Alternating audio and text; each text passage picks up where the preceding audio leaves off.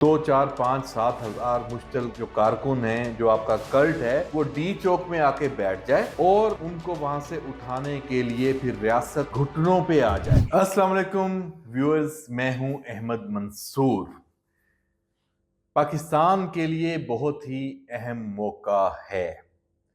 इस्लामाबाद में 24 घंटे पहले कंटेनर्स थे, शेलिंग हो रही थी।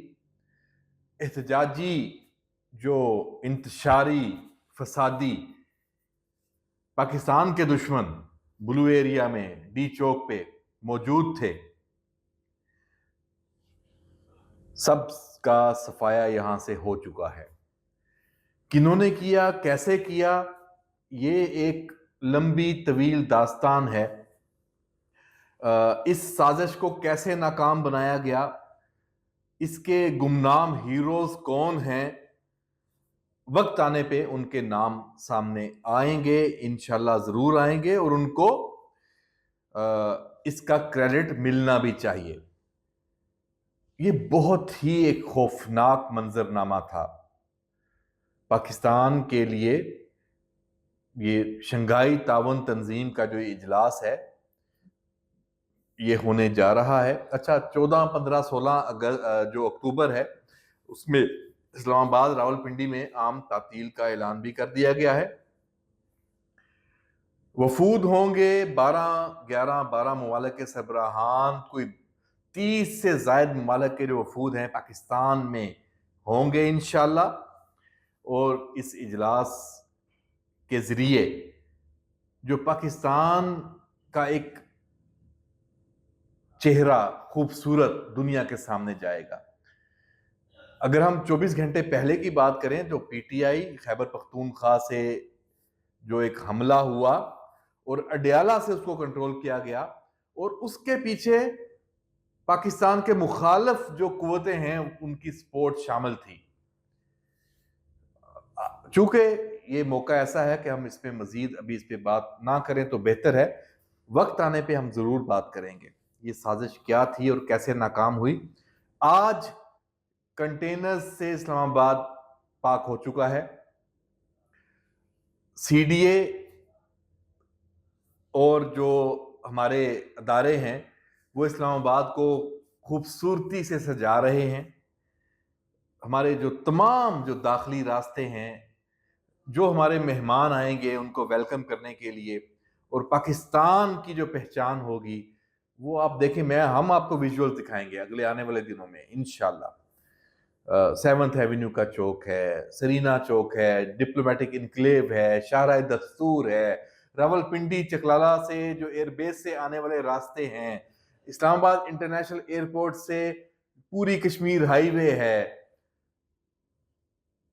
सजाया जा रहा है और मेहमानों को वेलकम करने की तैयारियां हो रही हैं। इस वीलॉग में हम आपको सिर्फ ये हिंट दे दें कि जो ये प्लानिंग हुई थी इसको सबोताज करने की, वो नाकाम कैसे हुई। उसे नाकाम रियासत ने किया, और बहुत मुश्किल फैसला था नाजरीन।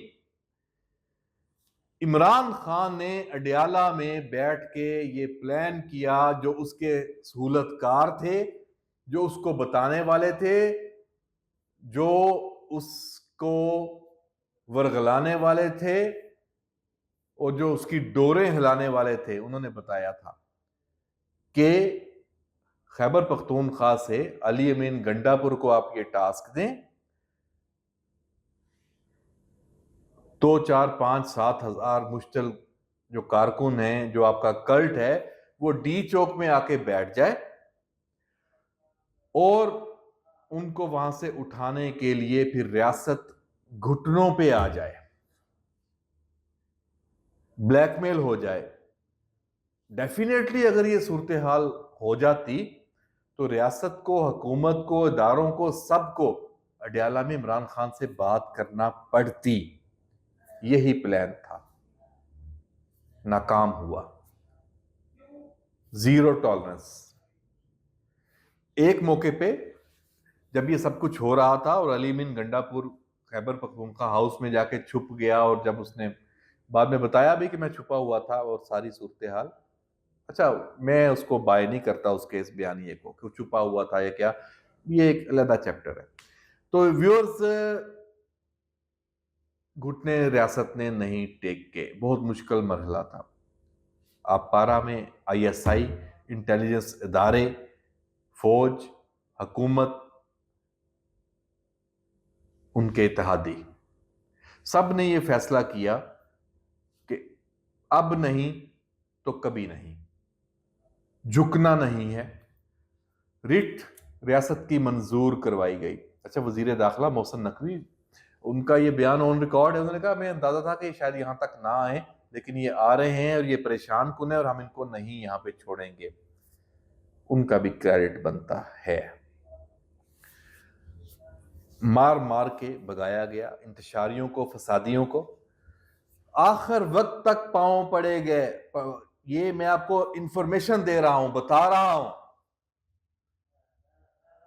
ये रिक्वेस्ट, दरखास्त, मिडिल मैन बीच में थे कि भाई हमें कोई अनाउंसमेंट करने दी जाए कि हम यहां से कॉल ऑफ करते हैं ये प्रोटेस्ट और एक पॉलिटिकल पॉइंट स्कोरिंग करते हैं।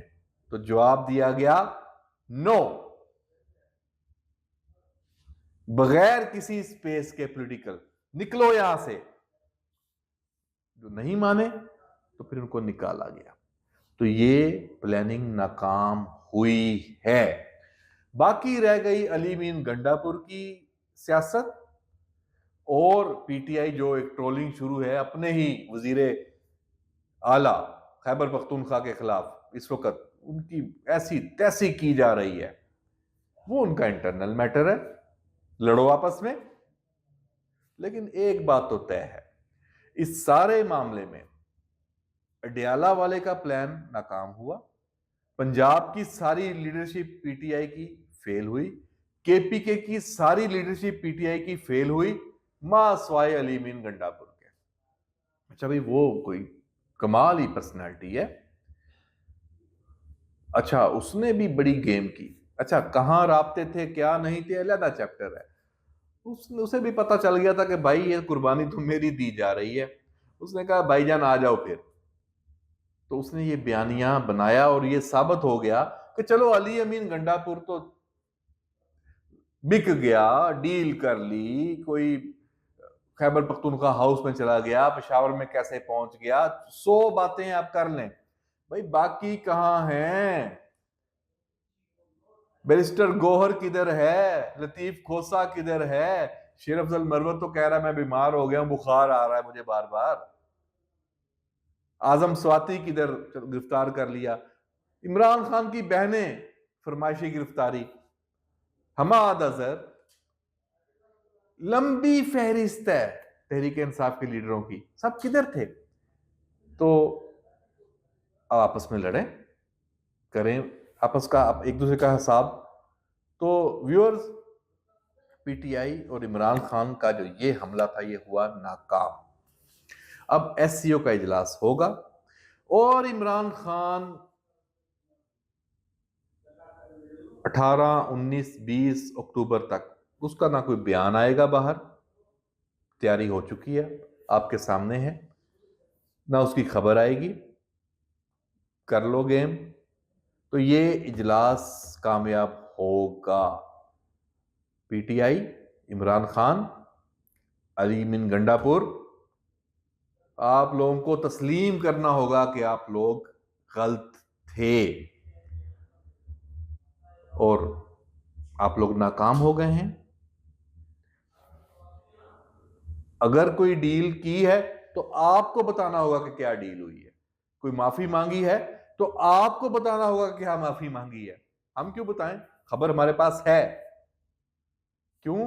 क्योंकि अब आप डाउन, कहानी खत्म, अब फारग।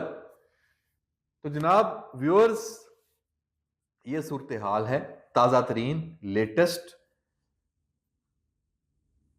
अली अमीन गंडापुर मेरी नजर में सियासी तौर पे पीटीआई में बाकी तमाम लोगों से इस वक्त बेहतर पोजीशन में है। हो सकता है मैं गलत हूं, मेरी एक राय है। आप डॉट्स को मिलाएं आपस में तो अली अमीन गंडापुर के अलावा पीटीआई कहीं एग्जिस्ट नहीं कर रही। और अगली बात रह गई पीटीएम की, 11 अक्टूबर, वो भी इससे जुड़ा है। एक अटेम्प्ट ये होनी है, इसकी भी तैयारियां की जा रही हैं कि अगर इस एससीओ इजलास को सबोताज करने के लिए पीटीआई ने पीटीएम को इस्तेमाल करने की कोशिश की तो उसका रिजल्ट इससे भी खतरनाक आएगा। ऐसी फेंटी लगेगी कि याद करेंगे। अभी तो मुकदमात हैं और जो क्रैकडाउन होने जा रहा है, मैं आपको बताऊं, 2000 से जायद जो लोग हैं उनके नाम मौजूद हैं जिनको गिरफ्तार किया जाना है, जिनके सबूत आ चुके हैं। यूट्यूबर्स, यहां पे शायद कुछ गड़बड़ है, पता नहीं क्यों इन पे हाथ नहीं डाला जाता, लेकिन हो सकता है कि अब हाथ डाल दिया जाए और अब इतना सख्त हाथ होगा कि इनकी चीखें भी शायद सुनाई ना दें। तो जनाब, आखिरी बात, एक और जो एक्सपोज हुई है पीटीआई, जो ऑल पार्टीज कॉन्फ्रेंस हुई है गजा के मामले में, फलस्तीन के मामले पे, व्यूअर्स में ये सवाल तो आपके ऊपर छोड़ता हूं और खैबर पख्तूनख्वा के अवाम के ऊपर छोड़ता हूं।